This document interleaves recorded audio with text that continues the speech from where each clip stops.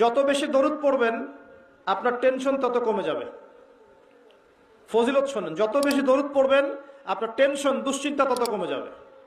যত বেশি দরুদ পড়বেন আল্লাহ তত রহম করবে আপনাকে, আপনার গুনাহ তত মাফ হবে, আপনার নেকির পাল্লা তত ভারী হবে এবং মুহাম্মদ সাল্লাল্লাহু আলাইহি ওয়াসাল্লামের সুন্নতের উপর আমল করা আপনার জন্য সহজ হবে।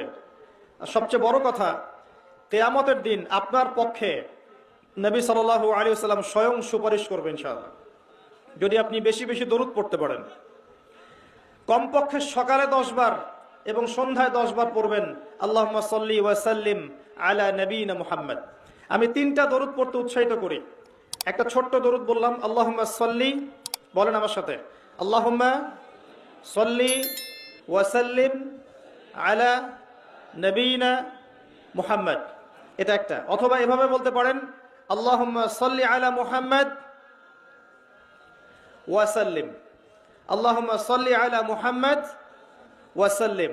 অথবা যেটা আমরা পড়ি, আল্লাহুম্মা সাল্লি আলা মুহাম্মদ ওয়া আলা আলি মুহাম্মদ কামা সাল্লাইতা আলা ইব্রাহিম ওয়া আলা আলি ইব্রাহিম ইন্নাকা হামিদুম মাজিদ, আল্লাহুম্মা বারিক আলা মুহাম্মদ ওয়া আলা আলি মুহাম্মদ কামা বারাকতা আলা ইব্রাহিম ওয়া আলা আলি ইব্রাহিম ইন্নাকা হামিদুম মাজিদ।